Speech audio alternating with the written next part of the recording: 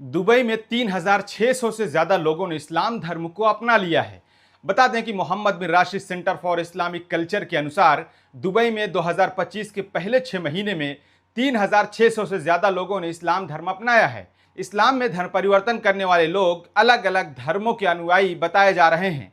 ये काम Mohammed bin Rashid Centre for Islamic Culture के जरिए हुआ, जो कि दुबई की सरकारी संस्था Islamic Affairs and Charitable Activities Department IACAD के अधीन है। इस संख्या के साथ ही सैकड़ों लोग इस्लाम से जुड़े एजुकेशन और जागरूकता कार्यक्रम में भी शामिल हुए हैं। इन कार्यक्रमों का मुख्य मकसद इस्लाम मजहब के बारे में और विचारों को बेहतर ढंग से समझाना है। IACAD का मानना है कि इस्लाम एक ऐसा मजहब है जो एक ज्ञान, सहनशीलता और आपसी बातचीत को बढ़ावा देता है।